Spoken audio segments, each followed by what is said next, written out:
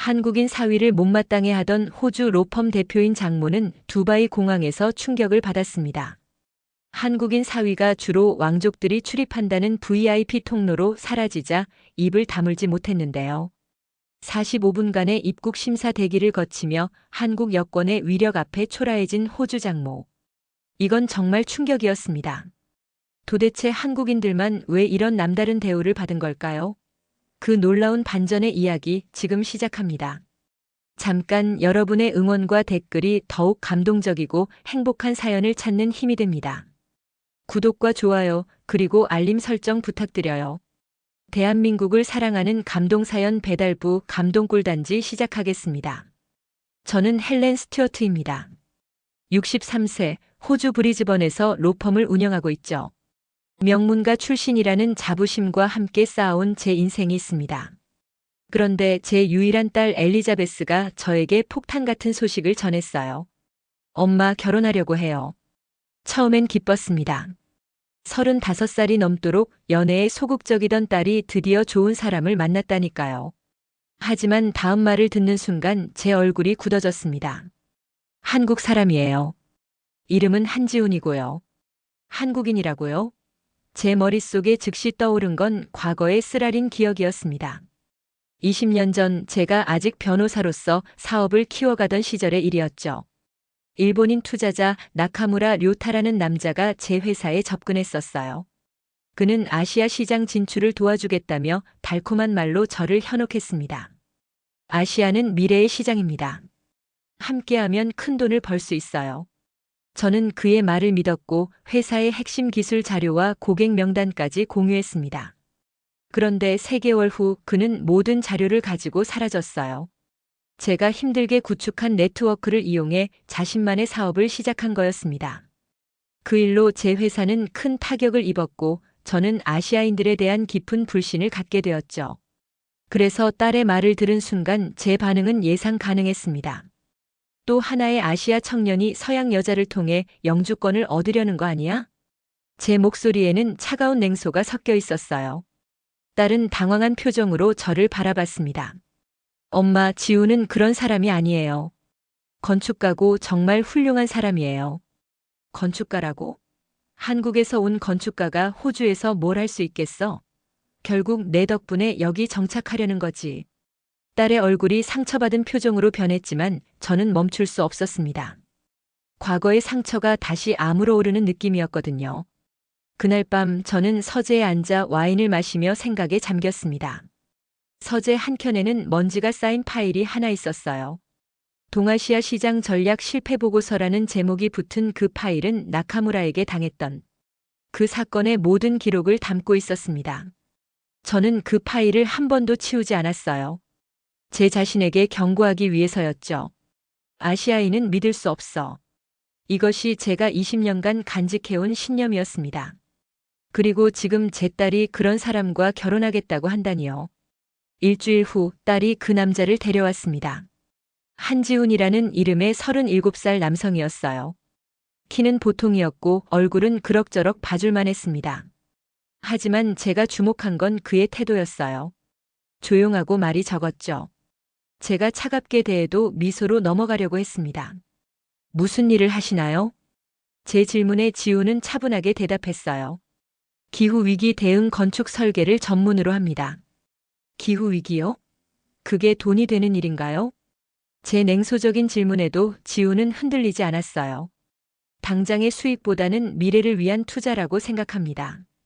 그의 대답이 더욱 저를 짜증나게 했습니다. 전형적인 이상주의자의 답변이었거든요.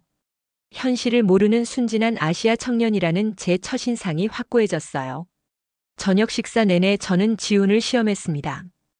호주 문화에 대해 얼마나 아는지, 영어 실력은 어떤지, 경제적 능력은 있는지.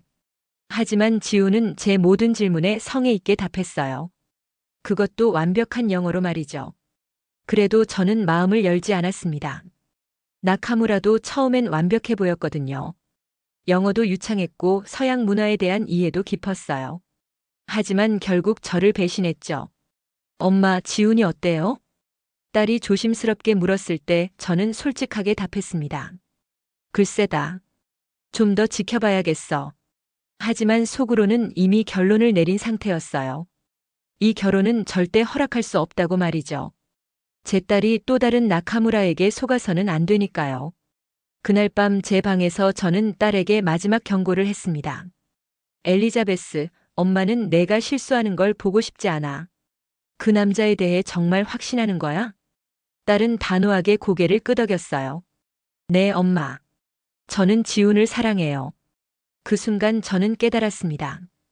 딸의 마음은 이미 정해져 있다는 걸. 그리고 제가 할 수 있는 건 이 관계가 얼마나 잘못된 선택인지 증명하는 것뿐이라는 걸 말이죠. 몇 달 후 딸이 제안을 했어요. 가족 여행을 함께 가자는 거였죠. 목적지는 두바이였습니다. 지훈이 그쪽에 일이 있대요. 우리도 함께 가서 휴식도 취하고 서로 더 알아가는 시간을 가져봐요. 솔직히 내키지 않았어요. 그 남자와 일주일 넘게 붙어 있어야 한다니. 하지만 딸의 간절한 눈빛을 외면할 수는 없었죠. 어쩌면 이번 여행이 지훈의 정체를 제대로 파악할 기회가 될 수도 있다고 생각했습니다. 두바이 공항에 도착했을 때부터 이상한 일들이 벌어지기 시작했어요. 입국 심사대 앞에서 저와 딸은 긴 줄에 서 있었는데 지훈만 다른 곳으로 향하는 거예요. 지훈, 어디 가는 거야? 딸이 물었을 때 지훈은 당황한 듯 손을 흔들었어요. 아, 제가 먼저 가서 기다리고 있을게요. 그런데 공항 직원이 지훈에게 다가와 정중하게 인사를 했습니다. 한국 정부 고위기술협력단 등록자시죠? 이쪽으로 모시겠습니다. 뭐라고요? 저는 눈을 의심했어요. 지훈이 VIP 게이트로 사라지는 모습을 멍하니 바라보고 있었죠. 저희는 여전히 일반인들 틈에서 줄을 서야 했는데 말이에요. 이게 뭐야? 왜 우리가 줄을 서야 해? 제 목소리에는 분노가 섞여 있었어요. 호주 시민인 제가, 그것도 변호사인 제가 일반 줄에 서 있는데 한국인인 지훈이 VIP 대우를 받다니. 이해할 수 없었죠. 딸이 조용히 말했어요. 엄마, 지훈이 하는 일이 좀 특별해요. 특별하다고? 건축가라며? 건축가가 무슨 정부 협력단이야? 제가 화를 내는 동안 입국 심사는 끝났고 저희는 지훈과 합류했어요. 지훈은 미안하다는 표정으로 저희를 맞았지만 저는 더욱 의심스러워졌습니다. 도대체 무슨 일을 하는 거예요? 정부 협력단이라니. 지훈이 차분하게 답했어요. 유엔과 협력하는 기후변화 대응 프로젝트에 참여하고 있어요. 한국 정부에서 파견된 형태죠. 유엔이라고요? 저는 코웃음을 쳤습니다. 아직도 믿어지지 않았어요. 설령 그게 사실이라고 해도 호주보다 한국 여권이 더 대접받는다는 현실이 자존심을 건드렸죠. 호주보다 한국 여권이 더 대접받다니 말도 안 돼. 속으로 이렇게 중얼거리며 호텔로 향했습니다. 하지만 진짜 충격은 호텔에서 기다리고 있었어요.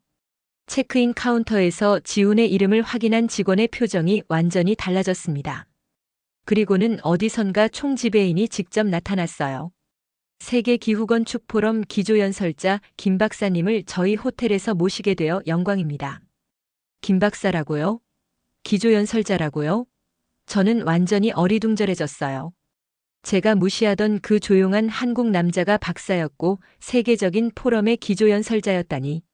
스위트룸으로 업그레이드 해드렸고 모든 부대 시설을 무료로 이용하실 수 있습니다. 총지배인이 극진히 모시는 모습을 보며 저는 혼란스러워졌습니다. 제가 뭔가 중요한 걸 놓치고 있다는 느낌이 들었어요. 딸은 아무 말 없이 미소만 지었어요. 마치 이런 일이 늘 있는 일이라는 듯이 말이죠. 그때서야 깨달았습니다. 딸은 이미 지훈이 어떤 사람인지 알고 있었다는 걸. 그날 밤 저는 혼자 호텔바에서 와인을 마시며 생각에 잠겼어요. 내가 뭘 놓친 거지? 제가 한국을 얕잡아 본 건 아닐까? 아시아에 대한 제 편견이 너무 심했던 건 아닐까? 하지만 여전히 확신할 수는 없었어요. 나카무라도 처음엔 대단해 보였거든요. 좀 더 지켜봐야겠어. 저는 와인잔을 기울이며 다짐했습니다. 이번 여행이 끝날 때까지 지훈의 정체를 제대로 파악해보겠다고 말이죠. 다음 날 아침 호텔 로비에서 또 다른 충격이 기다리고 있었어요. 지훈이 카페에서 커피를 마시고 있는데 갑자기 여러 명의 사람들이 그에게 다가왔습니다. 김 박사님, 오늘 발표 정말 기대됩니다. 박사님의 사막도시 설계안을 직접 들을 수 있어서 영광이에요. 저는 멀리서 그 광경을 지켜보며 입을 다물 수 없었어요. 제가 무시하던 그 조용한 남자가 사람들의 존경을 받고 있었거든요.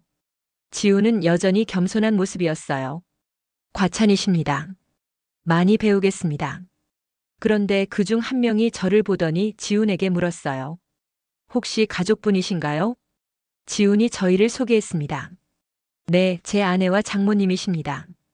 그 순간 사람들의 시선이 저에게 집중됐어요. 존경하는 듯한 눈빛이었죠. 박사님, 가족을 뵙게 되어 영광입니다. 저는 당황했어요. 이런 대접을 받은 적이 없었거든요. 호주에서도 제 직업 때문에 어느 정도 인정받지만 이런 식으로 존경받은 건 처음이었어요. 오후에는 지훈의 발표를 보러 갔습니다. 컨벤션 센터에는 수백 명의 사람들이 모여 있었어요. 건축가, 엔지니어, 정부 관계자들까지 모두 지훈의 이야기를 들으러 온 거였죠.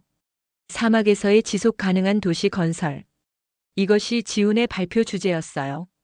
저는 반신반의하며 앉아 있었는데 지훈이 무대에 오르는 순간 완전히 다른 사람이 되었어요. 기후변화로 인해 사막화가 진행되는 지역에서도 인간이 살 수 있는 도시를 만들 수 있습니다. 지훈의 목소리에는 확신이 가득했어요. 그리고 화면에 나타난 설계도들을 보며 저는 깜짝 놀랐습니다. 태양열을 이용한 냉각 시스템, 사막의 습기를 모아 식수로 만드는 기술, 모래바람을 막는 건축 구조. 모든 게 과학적이고 현실적이었어요. 이 기술들은 이미 한국과 몽골 국경 지역에서 실험을 마쳤습니다. 실험을 마쳤다고요? 저는 지훈을 다시 봤어요. 무대 위에서 자신감 있게 발표하는 그의 모습이 낯설게 느껴졌죠. 발표가 끝나자 박수가 터져 나왔어요. 그리고 질문이 쏟아졌습니다. 이 기술의 특허는 어떻게 되나요? 실제 건설 비용은 얼마나 들까요? 다른 지역에도 적용할 수 있나요? 지훈은 모든 질문에 정확하게 답했어요. 숫자까지 정확히 기억하고 있었죠. 저는 그제서야 깨달았습니다. 이 사람은 단순한 건축가가 아니라는 걸. 발표가 끝난 후 여러 사람들이 지훈에게 다가왔어요. 명함을 건네고 협력을 제안하고 프로젝트 참여를 요청했죠. 박사님, 저희 회사와 함께 중동 프로젝트를 진행해 보시면 어떨까요? 한국 정부와의 협력 방안을 논의하고 싶습니다. 저는 멀리서 그 광경을 바라보며 혼란스러웠어요. 제가 생각했던 지훈과 현실의 지훈이 너무 달랐거든요. 딸이 제 옆에 와서 조용히 말했어요. 이제 조금 이해가 되시죠? 저는 대답할 수 없었어요. 여전히 충격에서 벗어나지 못한 상태였거든요. 그날 밤 호텔에서 저는 지훈에게 직접 물어봤어요. 도대체 어떤 일을 하는 거예요? 정확히 말해주세요. 지훈이 차분하게 설명했습니다. 기후변화로 인해 살 곳을 잃는 사람들을 위한 건축 기술을 개발하고 있어요. 유엔에서 지원하는 프로젝트고 여러 나라가 참여하고 있습니다. 그래서 오늘 같은 발표를 하는 거고요. 네, 맞습니다. 저는 여전히 믿기 어려웠어요. 하지만 오늘 본 것들은 부정할 수 없는 현실이었죠. 제가 무시했던 그 남자가 실제로는 세계적으로 인정받는 전문가였다니. 다음 날은 사막 투어가 예정되어 있었어요. 지훈이 제안한 일정이었죠. 사막에서 실제 프로젝트 현장을 보여주고 싶다고 했습니다. 정말 갈 필요가 있나요? 사막이 뭐가 그리 특별한지. 저는 내심 귀찮았어요. 하지만 딸의 간절한 눈빛에 결국 따라 나서게 되었죠. 사막에 도착했을 때는 모든 게 평온해 보였어요.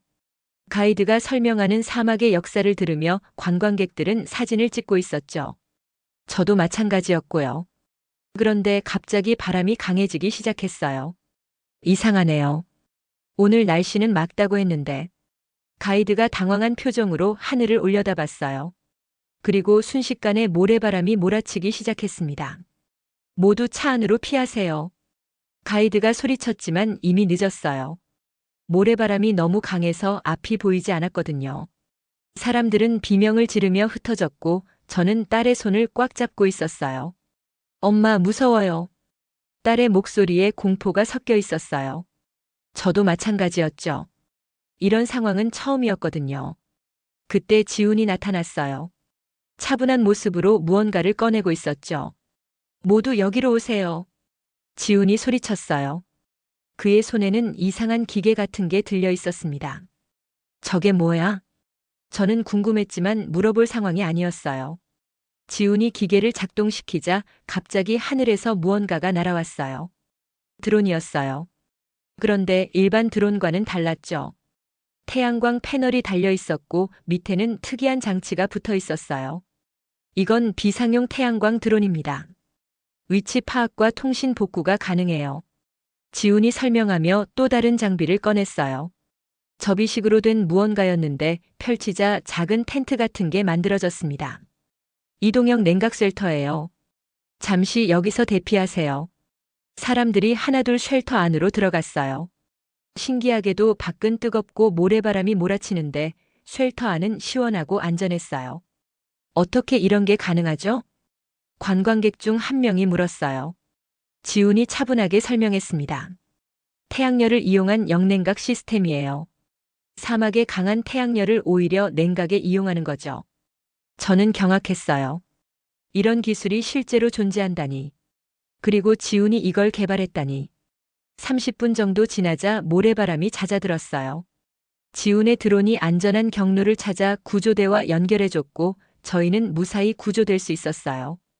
구조대가 도착했을 때 대장이 지훈을 알아봤어요. 김 박사님이시군요. 이 기술이 바로 박사님 작품인가요? 네, 맞습니다. 지훈의 답변에 구조대원들이 감탄했어요. 실제로 보니 정말 대단하네요.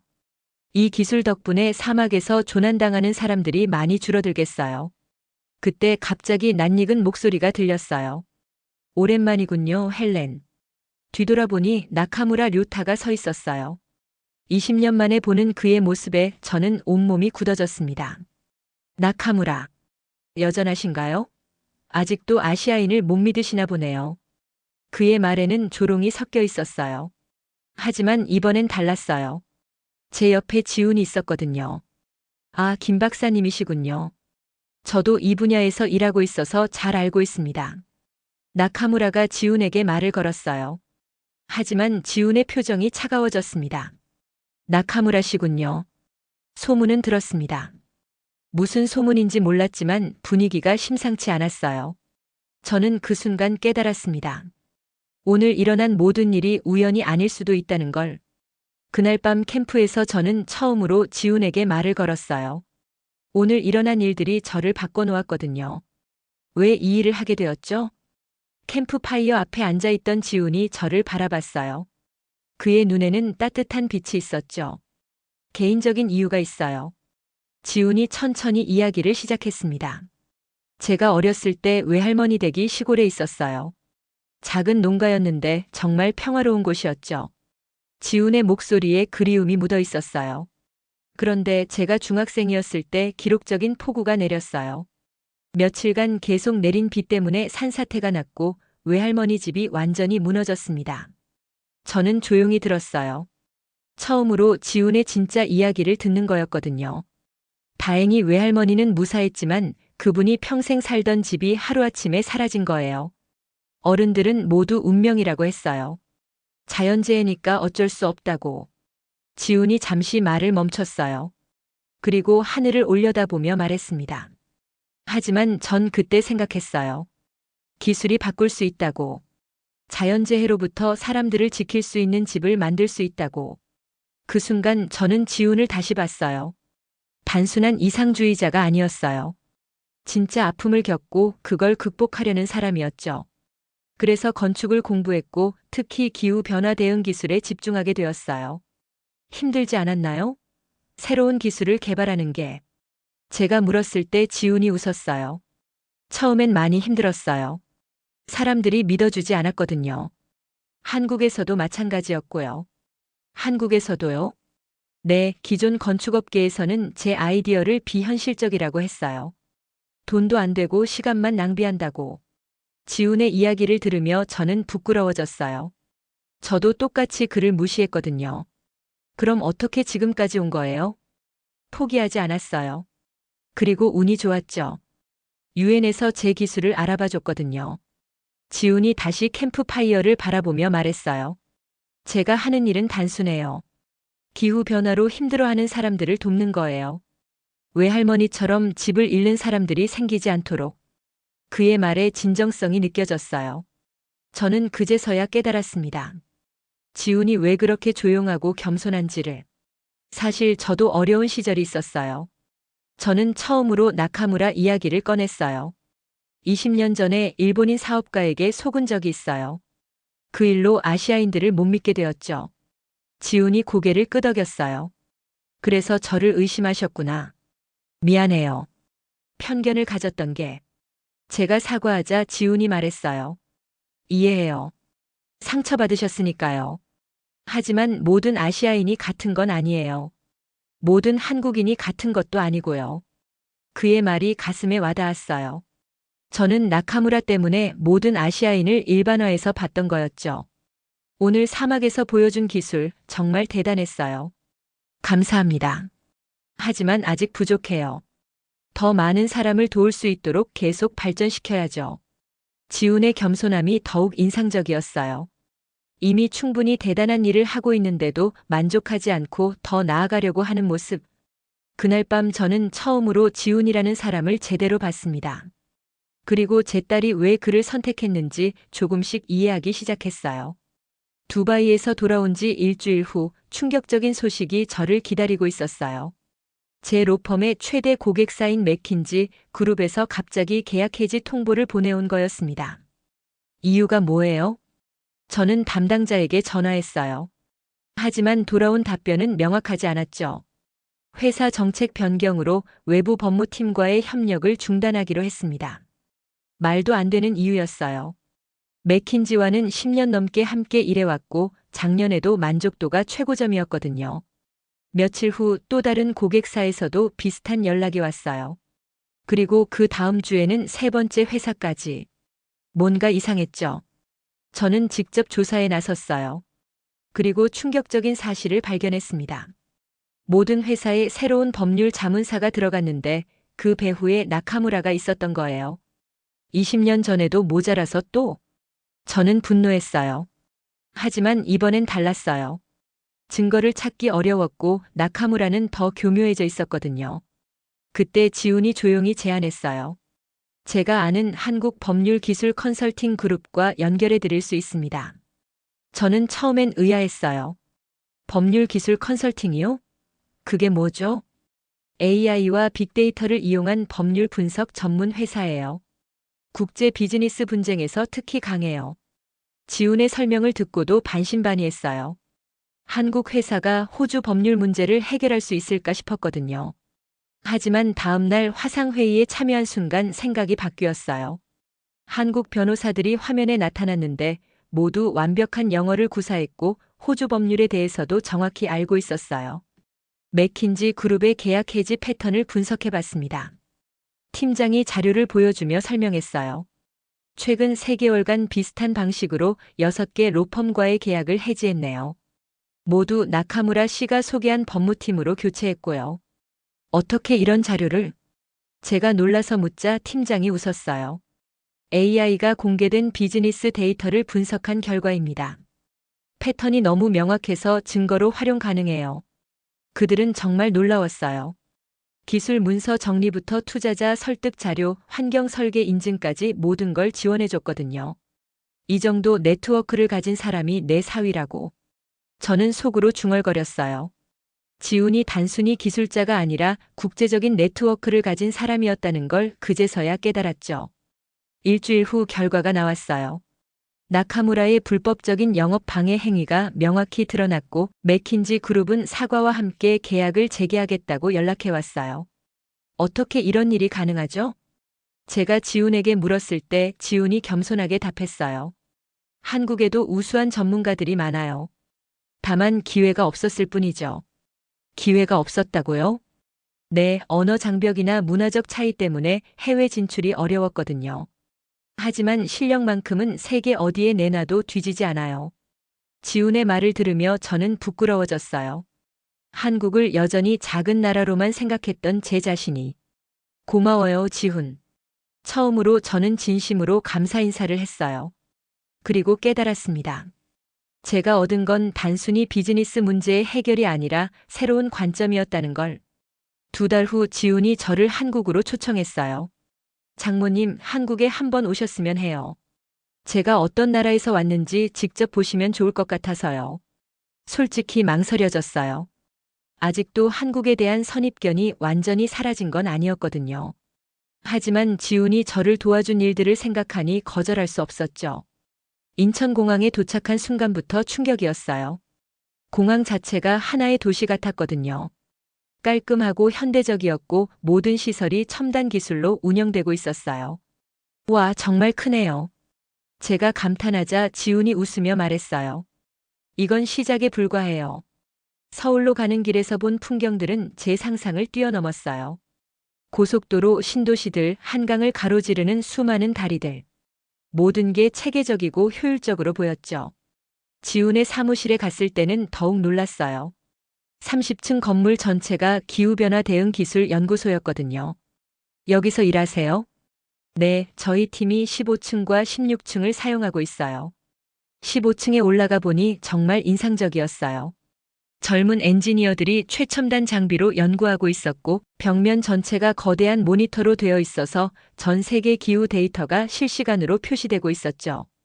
장모님, 소개해 드릴게요. 지훈이 팀원들을 소개해 줬어요. 모두 박사나 석사 학위를 가진 전문가들이었고 영어도 유창했어요. 지훈 박사님 덕분에 몽골 프로젝트가 성공했어요. 아프리카 프로젝트도 곧 시작할 예정이에요. 그들이 설명해주는 프로젝트들을 들으며 저는 감탄했어요. 전 세계 곳곳에서 진행되는 일들이었거든요. 강릉에 있는 친환경 도시 투어도 인상적이었어요. 태양광과 풍력으로만 운영되는 스마트 시티였는데 실제로 사람들이 살고 있었어요. 이 모든 게 실제로 작동하는 거예요? 네, 이미 5년째 운영 중이에요. 주민들의 만족도도 아주 높고요. 지훈의 부모님과의 만남도 특별했어요. 따뜻하고 정성스러운 한식을 대접받으며 가족의 정을 느꼈죠. 지훈이가 호주에서 잘 지내고 있나요? 어머님의 걱정 어린 눈빛을 보며 저는 죄책감을 느꼈어요. 제가 그동안 지훈을 얼마나 차갑게 대했는지 생각하니까요. 하지만 가장 큰 충격은 따로 있었어요. 서울에서 우연히 만난 한국 기업인과의 대화에서였죠. 20년 전 호주에서 사기 사건이 있었다고요? 혹시 나카무라 료타 관련인가요? 네, 맞아요. 어떻게 아세요? 그 사람 유명해요. 아시아 전역에서 같은 수법으로 사기를 쳤거든요. 특히 일본 기업 행세하면서 한국과 중국 기업들 이미지까지 망쳤죠. 그 순간 저는 깨달았어요. 제가 20년간 품고 있던 편견이 얼마나 잘못된 것이었는지를. 진짜 배신자는 나카무라 한 사람이었구나. 저는 제 자신에게 중얼거렸어요. 그리고 그 한 사람 때문에 모든 아시아인을, 특히 한국인을 오해했다는 사실이 부끄러웠죠. 일주일간의 한국 방문을 마치고 돌아오는 길에 저는 완전히 달라져 있었어요. 한국은 더 이상 제가 생각했던 작고 시끄러운 아시아 국가가 아니었어요. 기술과 문화, 그리고 따뜻한 인정이 어우러진 멋진 나라였죠. 무엇보다 지훈이 그런 나라에서 온 훌륭한 사람이라는 걸 확실히 알게 되었습니다. 한국에서 돌아온 후 저는 중요한 결정을 내렸어요. 지훈을 단순한 사위가 아닌 진정한 파트너로 인정하기로 한 거였죠. 한 달 후 저는 지훈을 제 사무실로 불렀어요. 중요한 제안이 있었거든요. 지훈, 같이 일해보지 않을래요? 지훈이 의외라는 표정을 지었어요. 어떤 일 말씀이세요? 저는 부동산 개발 관련 법률 전문가고 당신은 지속 가능한 건축 기술 전문가잖아요. 함께하면 정말 의미 있는 일을 할 수 있을 것 같아요. 저는 며칠 전부터 준비한 자료를 꺼냈어요. 브리즈번시에서 친환경 건축 단지 개발 프로젝트를 추진하고 있어요. 하지만 기술적인 부분에서 어려움을 겪고 있죠. 지훈이 관심 있게 자료를 살펴봤어요. 흥미롭네요. 하지만 제가 호주 법률을 잘 모르는데. 그건 제가 있잖아요. 당신은 기술에만 집중하면 되고 법률과 행정은 제가 맡을게요. 그날부터 저희는 본격적인 협력을 시작했어요. 지훈의 기술과 제 법률 지식이 만나니까 정말 시너지가 났어요. 이 기술을 호주에 도입하려면 어떤 인증이 필요한가요? 환경부와 건설부 양쪽 승인이 필요해요. 복잡하지만 제가 처리해 드릴게요. 6개월간의 준비 끝에 저희는 브리즈번시에 제안서를 제출했어요. 아시아 마이너스 오세아니아 지속 가능 건축 허브 프로젝트였죠. 이 허브는 단순한 건물이 아니에요. 기후변화 대응 기술의 연구소이자 교육센터이고 동시에 실제 거주 공간이기도 해요. 지훈이 시의회에서 발표할 때 저는 옆에서 자랑스럽게 지켜봤어요. 제 사위가, 아니 제 파트너가 이렇게 멋진 일을 하고 있다니. 법률적인 측면에서는 완벽하게 준비되어 있습니다. 제가 보안 설명을 할 때도 지훈이 믿음직한 눈빛으로 바라봐줬어요. 한 달 후 결과가 나왔어요. 시의회에서 만장일치로 승인이 된 거였죠. 축하드립니다. 브리즈번의 랜드마크가 될 것 같아요. 시장이 직접 축하 인사를 해줬어요. 프로젝트가 시작되자 언론의 관심도 쏟아졌어요. 호주 법률 전문가와 한국 기술자의 만남. 세대를 뛰어넘은 협력의 결실. 헬렌과 지훈의 기적. 언론은 저희의 협력을 이렇게 불렀어요. 특히 한국 언론에서도 큰 관심을 보였죠. 2년 후 허브가 완공되었을 때 저는 지훈에게 말했어요. 나는 당신을 가족으로만이 아니라 나의 가장 강력한 파트너로 인정해요. 지훈이 웃으며 고개를 끄덕였어요. 저도 장모님을 진정한 멘토로 생각해요. 그날 개관식에는 한국에서 지훈의 부모님도 오셨어요. 그리고 많은 사람들이 축하해줬죠. 20년 전 나카무라에게 당했을 때는 절망적이었어요. 하지만 지금 생각해보니 그 일이 있었기 때문에 지훈을 더 깊이 이해할 수 있었던 것 같아요. 저는 개관식 연설에서 솔직하게 말했어요. 편견이라는 건 정말 무서운 거예요. 한 사람의 잘못된 행동 때문에 전체를 오해하게 만들거든요. 하지만 진실은 언젠가 드러나게 되어 있어요. 그리고 지훈을 바라보며 말했어요. 제 딸이 정말 좋은 사람을 만났구나 싶어요. 그리고 저도 훌륭한 파트너를 얻었고요. 행사가 끝난 후 집에 돌아와서 저는 서재에 있던 그 오래된 파일을 마침내 치웠어요. 동아시아 시장 전략 실패 보고서. 이제 더 이상 필요 없었거든요. 세상은 바뀌고 있었어요. 그러나 진짜 변화는 제 마음속에서 시작된 것이었습니다. 지금 저는 한국이라는 나라와 한국 사람들에 대해 진정한 존경심을 갖고 있어요. 그들의 기술력, 성실함, 그리고 가족을 소중히 여기는 마음까지. 이 모든 걸 제 사위 지훈을 통해 배웠죠. 한국인으로서 정말 자랑스러워해도 될 만한 나라라는 걸, 그리고 그런 나라에서 온 지훈이 제 가족이 되어준 걸 진심으로 감사하게 생각합니다. 오늘 사연은 여기까지입니다. 호주인이 직접 인정한 대한민국의 위상 들으면서 감격스러우셨나요? 다음에도 대한민국의 더 멋지고 더 감동적인 사연으로 찾아뵙겠습니다. 여러분의 응원과 댓글이 더욱 감동적이고 행복한 사연을 찾는 힘이 됩니다. 구독과 좋아요, 그리고 알림 설정 부탁드려요. 지금까지 대한민국을 사랑하는 감동사연 배달부 감동꿀단지였습니다.